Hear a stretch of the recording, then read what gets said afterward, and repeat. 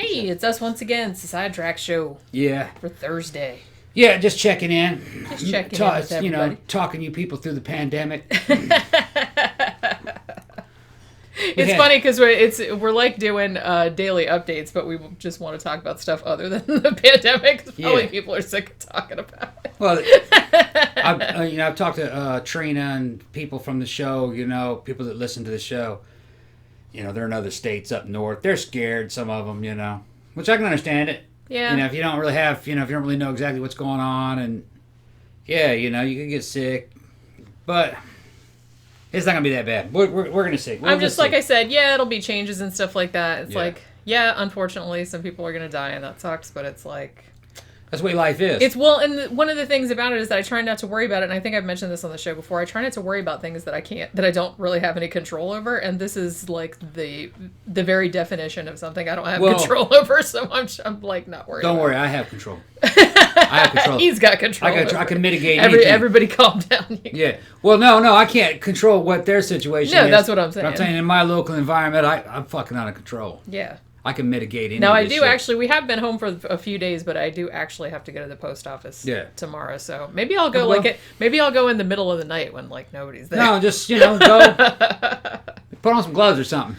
Yeah, I probably will. Put on some gloves or something when you open the door and just do the thing and then just come back out. I mean, generally, as long as you and you gotta like wash your hands, and I'm sure everybody's, because just so you don't touch surfaces. I'm more worried about touching surfaces that other people have touched than other stuff like that. So it's not a big population density right here. It's really not. So that's what I think. That's why we're probably been, because we're kind of we're outside of Orlando, but we're in like a real suburban area where people kind of like live far apart a little bit. You can control anything. Stay away from other people unless you can't because of your work. I understand because a lot of people are still got to keep people moving. You know what I mean? But keep washing your hands, keep your face covered. Try to stay away from crowds. Don't fucking rub your eyes. Stop fucking with your face. Stop fucking with your face. Yeah, if you can stay home as much as possible. Let's just wait and see what the numbers are, and it's going to depend on where you live. Yeah, that's going to be a big. Well, yeah, definitely. If you're around New York, San Francisco, L.A., Chicago, anything with a high population, high density, you're probably going to get sick. Hate to tell you. Well, like I said, it's it's one thing to get sick. It's like I feel like most people probably will not die from it. Yeah. Most people don't even know they have it, evidently. They're asymptomatic. Yeah. Because some people get colds and flus every year, so it's kind of like... It's my basic understanding is that most people that get this aren't really sure that they have it. They just kind of feel a little bit like crappy, and then it goes away. Yeah. But then some people are real susceptible to it, depending on how old they are and what their condition is. Yeah. Some people just feel like shit. You know what I mean? Which I felt like shit a couple weeks back. I thought it was this. You did, yeah. I thought it was this. I don't know. It was kind of early, though, for anybody. And we're not really in a high-risk area. Well, we don't know. We're not in a high-risk area, but we don't know how many of them there are here because they're really not testing. They're only testing the people that are fucking sick. Yeah. You know what I mean? There's a lot of people that are sick already just walking around. No problem. So. Yeah. Well, we don't have the resources to check everybody. Yeah, like the test is like fucking $30 a person, and imagine $30 per person. Yeah, they can't afford all that shit. Yeah. And then they're making up all these tests out of the blue, just out of nowhere. Well, and most of the time it would probably be unnecessary. Yeah, they're gonna be fine. Most people catch it, they'll be fine. Yeah. But so we had a couple of requests for topics to talk about, which we don't have that much of a problem. Like, because I figured, well, shit, we could always like recommend music or books or movies or something like that if we couldn't think of anything else. But we did have two requests of things to talk about on the show, so that's what we'll talk about. Now, first of all, somebody requested, I guess because we had talked about how we got baby Cookie, or Pookie as we call her, like about her origin story. Yeah. So somebody asked about the origin story of our other cat, Beijing. Yeah. I was at the barn one time. Yeah, he used to work at a barn out here in Sanford. Right, helping with horses and stuff. It was the English equestrian.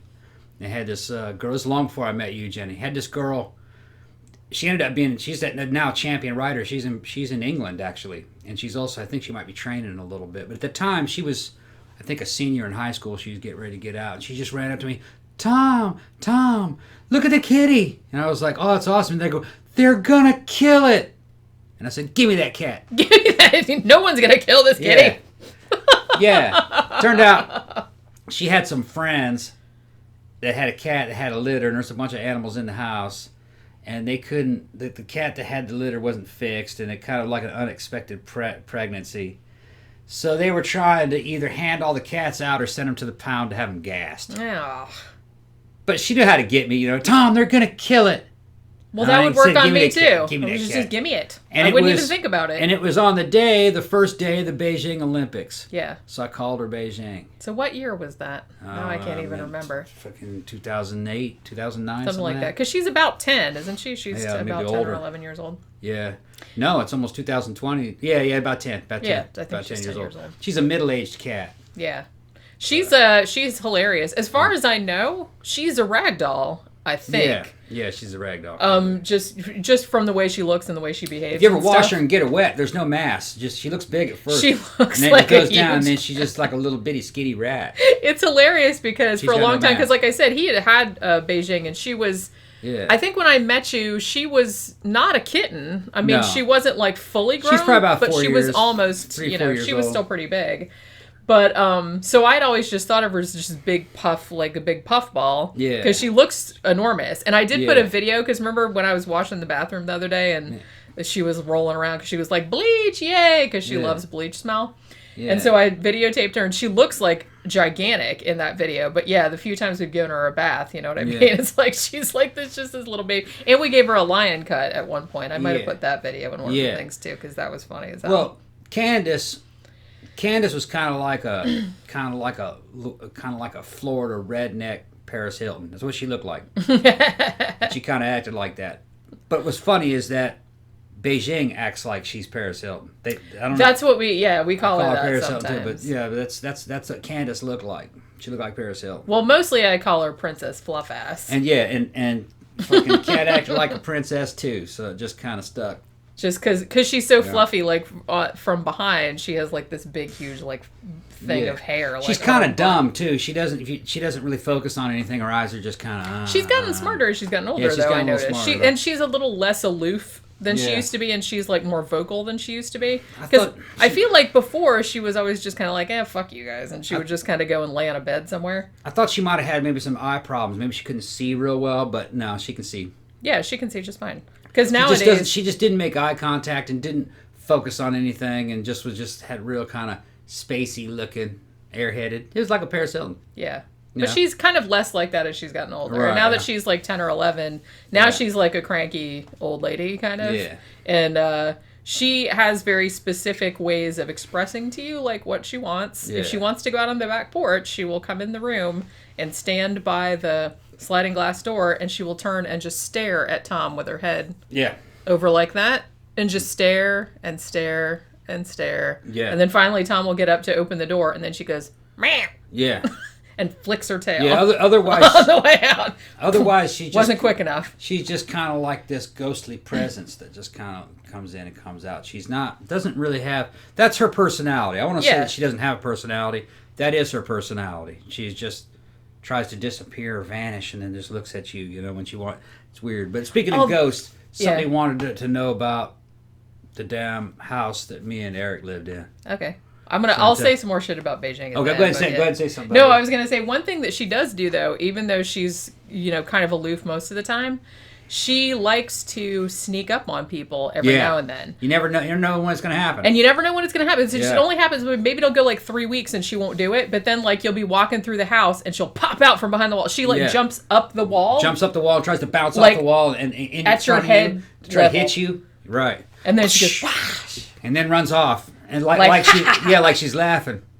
And every now and then she'll try to do it, but she'll peek around the corner to see where you're coming, and you'll see her. Like, you'll see her ears. And she'll pretend like you didn't see her. She'll be like, shit, and then she'll, pull back like that. So Yeah. she is kind of like... And another thing she does, too, we call it her cargo cult behavior. Yeah, it's weird. She does this almost every night. It'll be in the middle of the night. It's usually 2 or 3 in the morning. She'll get those damn fucking... Yeah, and you'll wake up and you'll hear her out in the living room. She'll be like... Yeah. And you go out there in the morning, and there's all these little stuffed animals, like a little stuffed fox and like the little toys from Nightmare Before Christmas and stuff. And there's like a little path of them. Yeah, it's always like the same ones. Yeah, she likes particular ones. I have like a little octopus. She likes that, and the she spider. will like. And the spider. The big old stuffed spider. Yeah, and she just like leaves him out there. And we've caught her a couple of times. Yeah. She just sits there by it and stares at it and makes crawls. that call. Yeah, it's kind of creepy. It is kind of creepy. I'm not really sure what she's looking doing. at it. Nobody knows what she's doing. But every morning when I get up, because I almost always wake up and hear her. And baby Cookie will sit there and just watch at her like what is she doing? What the fuck? Because baby Cookie doesn't really do that. No, she doesn't know what it is. She's just like, what the fuck is she doing? I mean, Cookie plays with her toys in the middle of the night sometimes, because sometimes I'll wake up and hear jingle, jingle, jingle, jingle, like one of her little jingly balls or something like going across the kitchen floor. But as far as she doesn't do that weird cargo cult thing with the toys where she just like sits there over it and just goes, murr, murr, murr, like every night. It's the weirdest fucking thing. Yeah. But yeah, so speaking of creepy, somebody asked about your Boston house, because I don't think, I guess you've mentioned it offhand a couple times, but I don't think you really went that much into the story. All right, after I got back from Walter Reed Army Hospital, my normal ETS date was approaching to get out of the Army. And what was funny is that my best friend, Eric, at the time, his ETS date to get out of the Army was like 2 days before mine. So we were getting out the same time. Yeah. And a bunch of weird, like, coincidences had happened. He lived in Boston before at one time. He was from Detroit, though, okay? But he lived in Boston. He wanted to go back to Boston. He was talking about it over that fucking, like, 3-year period. And just by chance, at the time, I had a girlfriend from Brazil who was living in Boston. All right? So we got the idea into our head that we would move to Boston after we got out. And he had this damn Volkswagen Jetta. I wrecked a motorcycle and sold off like a lot of the guns and shit that I had. Or we traded them, sold them, because really couldn't take them to Boston. Kind of guns that they had, we had AK-84s, which, there was an AK-84. You guys probably don't know about that, but I had one of those. Fucking bunch of AKs, pistols and stuff. And I sold all that off. And that's how I got and then the paychecks and everything. And that's because, I had my Army paychecks. Yeah. And so I had enough money to move down there. So when we finally get there, and a bunch of weird shit happened. On that day that we left, there was a mass shooting. That was a weird fucking time. A dude at Fort Campbell went to the damn massage parlor, for all I know, to get a hand job or some shit like that. And he goes in there and finds his wife working in there. So he runs out to the damn car, and he had an SKS rifle with a fucking 30 round magazine, went in there and killed everybody in there. Bit of an overreaction, I feel. And then he killed himself. Yeah. So that was weird. As we were leaving, all we saw was a bunch of emergency vehicles fucking coming in on the place. That shooting had just happened. We'd heard about it as we were leaving. Like a bad omen. That's some weird shit. So somebody might be able to understand what exact date that was. I know I can tell you exactly what the date was. It was my ETS date, September 24, 1994. That's when that fucking was. So you can check that. Yeah. Anyway, it was 2 days before my 22nd birthday. Yeah. So Eric, he got out 2 days before I did, but he just hung out in the barracks and partied for 2 days. They didn't make him go anywhere. Yeah. So we left. And this dude was a fucking trip, man. He was yuppie as hell.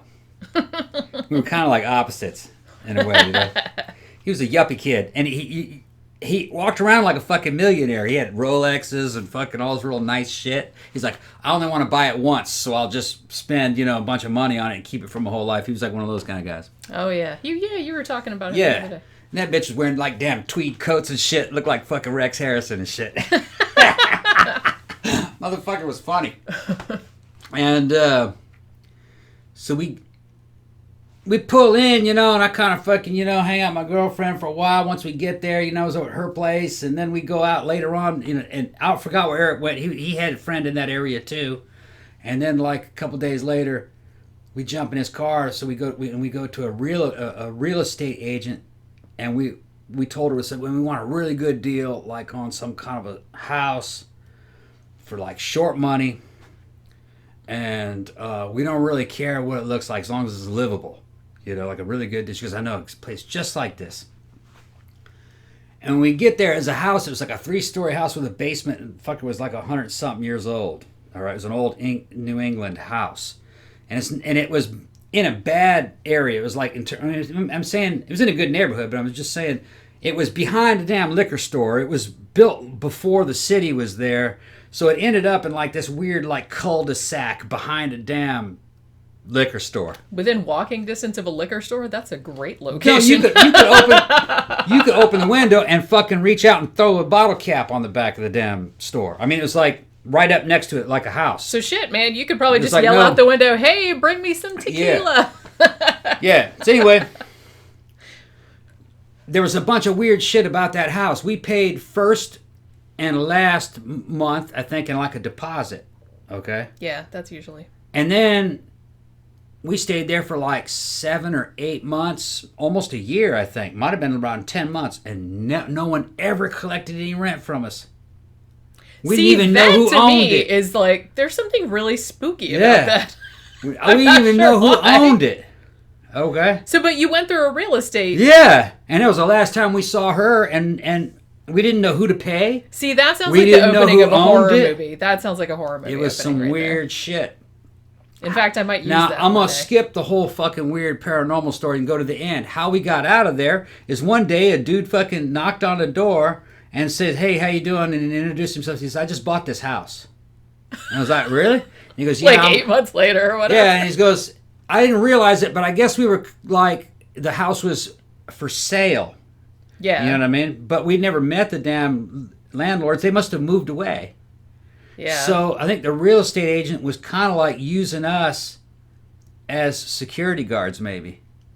Yeah, they're To like, make well, we'll sure, just stick some just squatters stick them in there. in here, yeah, and because we didn't know. Anyway, he goes, "I just bought the house and you guys are here," and he goes, "I'm gonna start rebuilding on the bottom floor. Could you guys move up into some of the other floors? You know?" That was nice of him. And I was like, "Yeah." Or no, he moved on the middle floor. That's what it was. He moved on the middle floor. I moved up to the very. I was already up at the very top, but he didn't care. And then, like a couple weeks later, once he got shit done, he goes, "Okay, you guys got to leave." Yeah. And I was like, "Oh fuck!" So we got kicked out. Anyway, the house was weird. When you walked in there, it felt kind of like somebody was watching you. It reminded me of Mammoth Mountain a lot. Yeah. Eric didn't believe any of that paranormal shit, but I could tell it was fucking. It was that. Remember, I told you that said that. On one of our other shows, I said that I lived in a house that was kind of like an old Victorian house, and none of the rooms, the orders didn't make sense. You had to walk through everybody's room. That was in Detroit. That's right? why I moved it. No, that was in Boston. Oh, that was in Boston. Okay. And that's why I moved up to the fucking attic apartment, because we couldn't live on the same floor. Yeah, because You'd be walking through each other's shit all the time. Yeah. So I lived in the very top one, and it had like 2 rooms. And then I went downstairs to use the bathroom on the middle floor. And that middle floor had... And the layout didn't make any sense. Yeah. But I always had a feeling I was being watched in there. If I'd walk around a corner and walk up on Eric, he'd jump sky high. I said, "What's on, man? You scared?" No, I ain't scared. And you know what I mean? He was afraid to be in there. Yeah. Our dates would come over, and you'd have to walk them to the bathroom and guard them. Like while they were in stand the bathroom. outside the bathroom Because they were door. fucking creeped out by the place. But it looked like a perfectly good Victorian house. I mean, it was in good shape. You know? Yeah. When that dude came in to rebuild it, he was knocking those walls out to try to make some kind of an order out of it. To make it like a normal house. Yeah, to make it like a normal house, you know? Because he wanted to separate the floors and then rent out. Rent out, yeah. You know, to them. Because you really couldn't rent it the way it was. And I guess that's why. And like, what was weird is, like, I think we were going to end up paying like $700 a month, which is like amazingly cheap for Boston. Yeah, that's very That's like fucking 1/3. And they never collected any rent. They just took that last month and then that deposit. And I think the real estate agent probably took half of that. She probably lied to us about how much the shit actually cost anyway. And I don't think the person that owned the house knew that we were even there, if you ask me. I think only the real estate people knew. That's kind of I think it was a side thing that they had. I think now, Well, maybe At they the time, I figured didn't the house realize was it. for sale, and if they were handling the sale of the house and Yeah. they knew that the owners were not in town anymore, they yeah, just thought, and, hey, and I think they thought that was going to be vacant for a year or two. yeah. So the real estate agents were going to make some money on the side. Instead of hiring security so fucking vagrants didn't break in, they just have us up in there. And the thing is, they never collected anything That's from what us. I mean. You'd think that they It would was come just and that first and last and the deposit. collect I- rent every month. I- They get some extra money. I think out it was of just shit. that first and the last and the deposit was enough for her. Maybe another thing that could happen is that maybe she switched jobs after that. Oh yeah, that's We never saw him again. It was That's weird. just so weird. Yeah. It's so weird. Yeah. And the weird thing, and then weird shit would happen in the house. Like, I had bad nightmares. Yeah. I had a dream that I'd rolled over in my bed and looked down at the floor. I was up in the very top, and that I saw through all the floors of the house, and that I could see through all the pipes. And then down in the pipes, I could see big old piles of fucking starving little puppies in the pipes. Yeah, I remember you telling me about that was one, and that one fucking woke me up. Yeah. Another one that happened was dating a girl named Alexandria. And, all right, at the foot of my bed, up against the wall, it had a slope roof. And the wall on that one side of the room was only about 3 feet tall. You know what I'm talking about? Because of the slope to the roof. And in that wall was a door, a little access door. And it was where storage could go. And for some reason, in the middle of the night, that door started to creak open, and I went to try to shut it like that in my sleep. And Alexandra's like, "What is it? What is it?" And I said, "That's where it lives." And I said that kind of in my sleep. But what was weird is it opened up, and it had a normally it had like a latch, and I thought that latch was, I don't know why, but it started to open and creak open, and I just out of a dead sleep went and tried to shut it. She goes, "What is it? What is it?" And I said, "That's where it lives." I said it was. You've seen me when I'm waking up. Yeah, he says all kind of shit in his sleep. That's not Yeah. as bad as it used to be, but Yeah. you used to talk in your sleep all the time. And I thought you talked, and I thought you were awake. Because I'd be like, what the fuck are you talking about? Now, on the other out in between the two rooms where they had a staircase that went up to the top, and in that little entryway in between the two main rooms was a closet. And I'd been using that closet. And it had like, we have sheetrock here, all right? But in a Victorian house, sometimes it's wood, like wood paneling. But it looked like inch-wide stripes, the paneling. I know what you're talking about. Yeah, but it was like, not that cheap shit you used to see in the 70s. Yeah. This is like stuff from the 20s. Yeah. Well, on the back of that wall, it had a bunch of coat racks, and it had that striped wood pattern. And as I was hanging up a coat one time, I noticed that at the very edges, all right, where those little 1-inch stripes were, there was actually a crack. And I went, this is a panel. This panel removes. Door. Yeah, so I was pretty spooked. You know what I mean? I called Eric. He was down there and said, "Man, get up here. Look at this. There's a secret door in here." Because I pulled it a little bit and it moved. And I wanted him to hold the flashlight.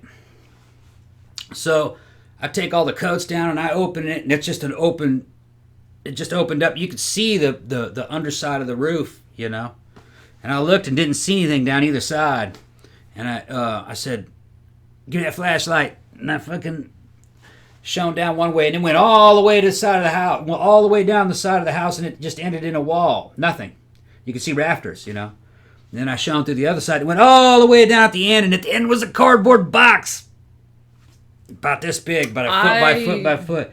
And I went, "Oh shit, look at that box." What was in that box? Way down at the end. What's in the box? Yeah, so we're going to do, you see that box, and we're sitting there, and I go, "Man, what's in that box?" And that box must have been about 50, 60 feet down, which is a long way, you know what I mean? Again, it didn't have a flat roof. It was, crooked because it was like slanted. Yeah, and I had to walk across the rafters to get to it. And I'm thinking, and Eric's like, "There's a baby in there. There's these fucking." I would have thought severed head, but baby that's a good guess there's too. a baby in there. And I'm fucking walking across the rafters. Shut up. Yeah, I'm walking across the rafters to this fucking box.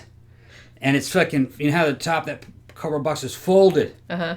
You know how people fold it? And I said, "Somebody put this shit here." And I picked it up, and it was light. Well, I didn't want to open it there. So I carried it all the way back. We opened it, and it was empty. It just had a newspaper in it. And the newspaper was like from the 60s. That's some weird shit, man. I wonder what was in this. See, this is like horror. This is horror movie shit. And I was like, because, I write horror stories, and it's like, one of the things that I'm always fascinated with is like finding secret rooms or like finding something or finding a box or something like that. Finding something where you don't know why it's there. See, this is why, and I think I talked about this when we were talking about that Roman Polanski movie, The Tenant. Like, the part where he, like, finds the hole in the wall and there's a fucking tooth in there. Yeah. That freaks me Well, out. it kind of culminated into this one thing where I was in there by myself one time and I felt like there was somebody watching me from the fucking corner of the damn room, and it kind of reminded me of the fucking mammoth in a way, and looked and I couldn't see anything there. But it was so strong I was afraid to look at it, and it just got more and more like oppressive. And you know what I mean? I just felt like it was crushing me. You know, it's like, get out of here! And you know what I mean? That's what I went, and it just kind of dissipated. And I asked Eric, I said, man, do you feel like that feeling of being watched? He's like, no. No, what are you talking about? What are you talking about? No. And I said, dude, there's something in this house. And he goes, let's go shooting. And he fucking grabbed the 30 carbine, and I grabbed the fucking AK, and we started opening fire and down the basement. Because no one else was around. We were scared. He was scared shitless. He goes, let's go shooting. And I said, yeah, chase the evil spirits away. We fucking bore a hole in the side of the damn wall about a foot in diameter shooting that fucking armor piercer. I wonder what the guy that bought the house thought about it. He's I like, don't know. what the He hell didn't were know. they doing down here? Just shooting that fucking Chi-Com steel core ammo in there, man. Fucking ricochets bouncing around inside the damn fucking... Yeah. But you know what's funny is, like, I felt that thing was in there. It wasn't as strong as Mammoth Mountain, but I knew it was in there. Yeah. And one time I remember fucking yelling at it out loud a bit, you know what I mean? That, like, I can't get to you, but I'll burn this fucking house down, and that's all you got. And that kind of dissipated. He's like, it. all right, just back off, bro. Yeah. He says, I'll burn this fucking house down. It's not mine. I don't give a shit. And that kind of got a... So they respond to threats. That's good to know. Yeah. It wasn't my house. I said, this is your house. I will burn it the fuck down. You know who we are, you know? Yeah. Because he was watching us. But I don't know what it... I don't know. It responded like it was kind of conscious to what we were doing. Yeah. But you see, it was real elusive. It wasn't like Mammoth Mountain where it was moving objects. Where you saw stuff happening in front of your face. It was just feeling bad dreams, an oppressive feeling of being watched. The door opening. That door opened, and I can't say that was paranormal, though. I don't know if it was locked. It usually is. Right. It's just weird, you know what I mean? It happened in my sleep. It might have been wind. I don't know. Yeah. But when I had Alex over, she wouldn't walk through the house by herself. She said, this house is fucking creepy. And I tried to play it off. You know what I mean? I didn't want to, you know, I was trying to get laid here, you know what I mean? I don't want to try to scare her, you know? So I'm just going, oh, it's okay. It's just an empty house. Yeah. You know? But it was That's fucking... what they always say in horror movies. It was fucking creepy. It was That's a what creep. they always say to the girls. There's nothing in here. There's nothing in here. Don't worry about it. Imagine I had to wait outside while she's taking a leak and stuff. Walk her around the house, you know? It's funny because... And Erica jumped sky high. Every time you like... Yeah, if I walk in the room, he'd... And it's because, like, I knew it was... Because he felt like something Yeah, it felt like someone was watching him. But he was totally not into the paranormal bullshit. That's not happening. But I could see it in him. You know what's weird? The only time in my whole life, and I might have mentioned this to show before, but I think I've told you, the only time I mean, other than the poltergeist shit we had happen here, you know, just like a couple years ago, the only time I felt that oppressive, something is in here, something is looking at me, I have to get out of here, was in a fucking Big Lots. Yeah. And I was just in the aisle, like, looking at Tupperware or something, and all of a sudden I was like, what the fucks? I gotta get out of here. You know what I mean? So that's the only time that I've had that. And I did. I was like, okay, I'm getting the fuck out of here. But the weird thing about it is that I spent a lot of time, you know, when we lived for a little while in my grandfather's old house in Daytona Beach. It's not there anymore. It got torn down. It's a frat house now, I think. But it's, I don't know when it was built, early 20th century, I think. It was on Ridgewood. And it was a really cool house, like an old stucco, like, mansion. And after my grandmother left him, he became a hoarder, as I've mentioned before. So the house was kind of just like full of crap. And sometimes, like when my family was, you know, having financial problems or something, we would move in and we would live on the second floor for a little while. And all of my mom's siblings had grown up in that house. That was like their childhood home. Every single one of them said it was haunted. They said that we used to have our blankets pulled off. We used to hear like somebody walking around on the roof like all the time. They said it sounded like a sea captain almost, like a sea captain like walking back and forth like up the deck of a ship. They said that's what it reminded them of. And the weird thing is that I lived there for a really long time, and I was like really into like, you know, horror and stuff like that, like I still am. And I kept hoping, it's like, oh, I want to see a ghost. I want to hear something, but I never did. But I still love that house, and I actually, like some of my fictional stories, I still set it in there. Because what I was saying about the secret door before was one of the coolest things that fascinated me about this house so much was that there was like a big living room, and then there was like in the kitchen, you turned like in the kitchen, and then there was like a staircase. Like there was 3 steps and then a landing, and then it went up to the second floor. And right there on the landing was like a little door, like a little metal door. Yeah. And for a long time when I was growing up, I'd never seen it open, so I didn't know what was in there. Yeah. So I kind of had all these like fantasies, like imagination, like about what was in there. And it turned out all that was in there was my grandfather was a jeweler, and he kept like all his you know, all his jewelry, and he had all laid on tables, like a little lab and stuff, and he had like all his lights and whatnot. Yeah. But it's like, one story that I wrote, I actually used that, like that there wasn't a door there, but there was like a secret passage, just because I was so fascinated by that, because I never saw it open. Then I was kind of disappointed, but I actually did see it open. I'm like, it's just a room. Oh well. I thought it was an AK. I thought it was an AK I shot the basement up with, but it wasn't. I sold the AK. It was the Mini 30, because that was during the assault rifle ban. And I sold all the AKs. They were worth a lot of money. The Mini 30 wasn't. So you just I only ended up keeping the guns that I couldn't get good money for. Yeah. Which was a Ruger GP100 revolver, a 30 carbine, and it was a fucking Universal, no, it was a Universal. It was one of the knockoffs. It wasn't a real Mini 30. Or excuse me, it wasn't a real 30 carbine. It was like a 70s knockoff. And that Mini 30, I had a Falcon folder on it. It looked like a folding stock on it. Gun guys know what I'm talking about. I couldn't get enough money for those, so I just went in and kept those.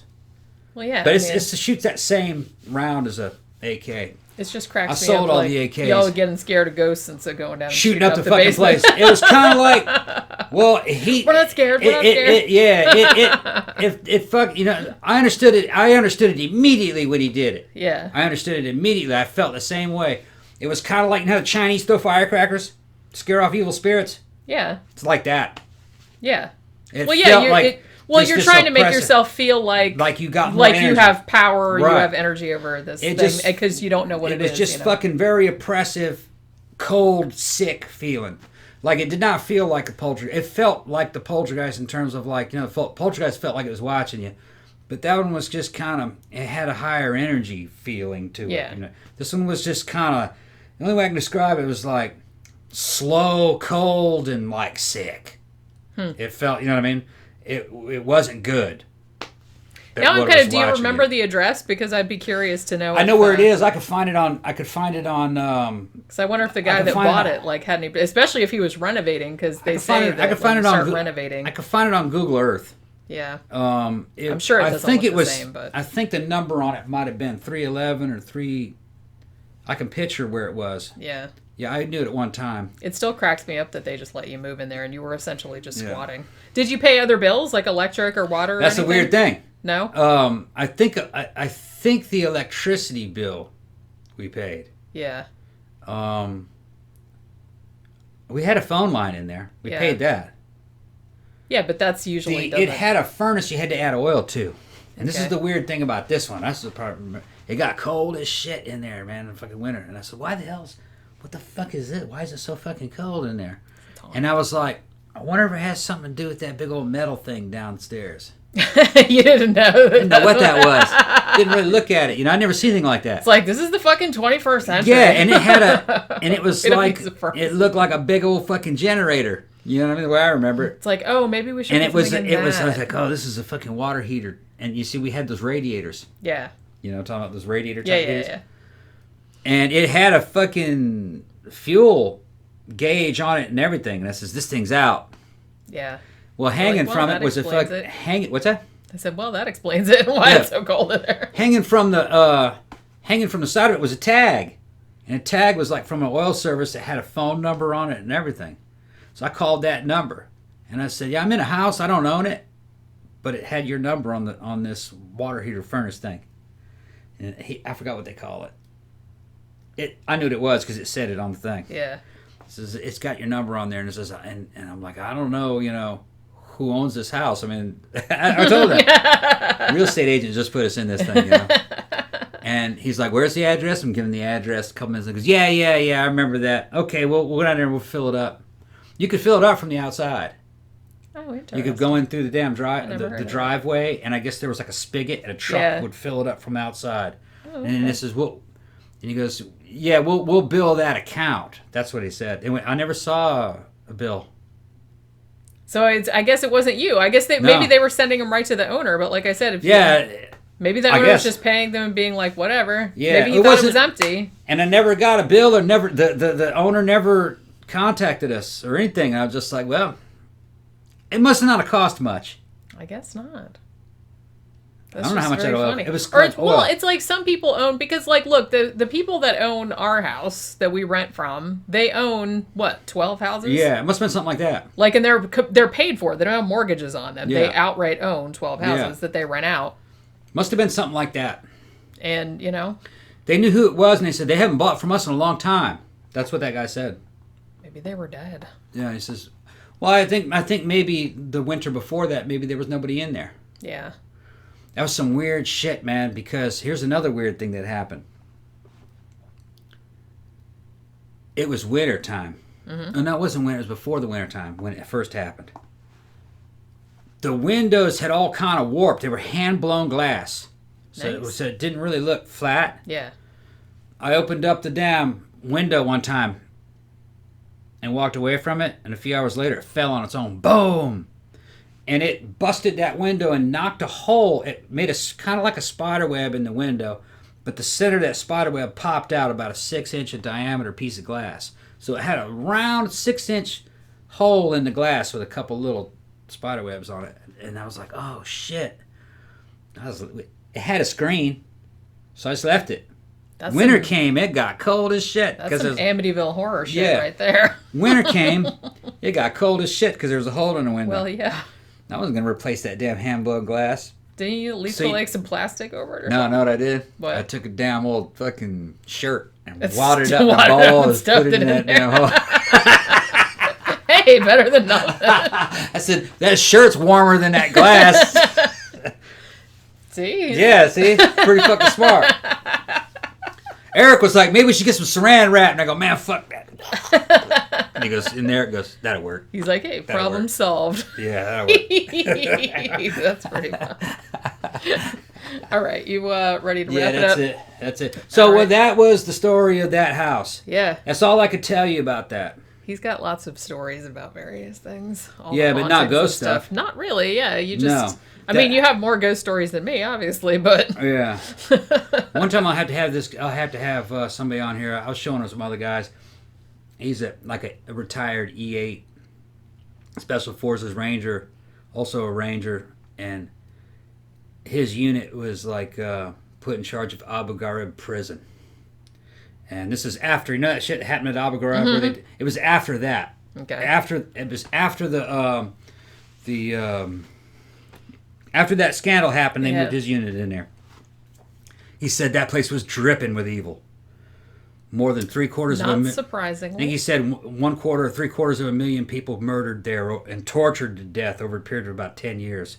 And he saw apparitions there. Not him, but other guys too. Just it's ghostly black figures and it's like, I'm not a huge believer in the paranormal, but it's like some places it's like, if any place is haunted, it's that place, and that is definitely they found mass graves there. They'd find fucking rib cages coming up out of the sand and shit. They just walled off whole parts of the prison because they're just fucking speckled with blood and fucking teeth, and they had a damn eye in the ceiling where you could just put a hook through there, and they'd give the inmates a fucking noose and tell them to hang themselves if they wanted to escape torture. And they'd, on average, each one of those cells, one dude would hang himself a day because they were constantly trying to pack more guys into it. Yeah. And so they would just torture them until they fucking killed themselves. Yeah, chances of you coming out of Abu Ghraib prison or fucking back in Saddam's era was very slim. But he just said that place was fucking evil. That went dark, didn't it? Yeah. I'd imagine Haunted fucking as concentration camps are probably pretty fucking spooky. Well, yeah, everyone I've known that has gone to them, like Imagine the ones that's in pretty damn eerie. Germany and Poland and stuff Yeah. like that have been to them, said, yeah, it's like super, super creepy. Like Yeah. walking around. And there's like a lot of people go to them now because it's like kind of like a weird, creepy tourist attraction. Yeah. But yeah, everybody I know that has been there said it was, yeah, it's creepy. During the time he was there, Abu Ghraib was, it was manned and they were doing stuff out of there, but they just said it was just unlivable. Just the oppressive feelings, and they're using the same showers that the inmates used. Oh, stuff like that. no, thank you. And some of the wings of the prison, they just walled them off. They didn't even want to deal with them. Like, fuck that. Fuck that. Yeah. I don't blame them. They didn't even clean them. I wouldn't even. You'd think you would just want to tear the shit down and just fucking salt the earth. You know what I'm saying? Yeah. Yeah. All right. So let's wrap up this little third, and we'll probably be talking to y'all again tomorrow. The movie retrospective goes up tomorrow too, so that's something for you guys to look forward to also.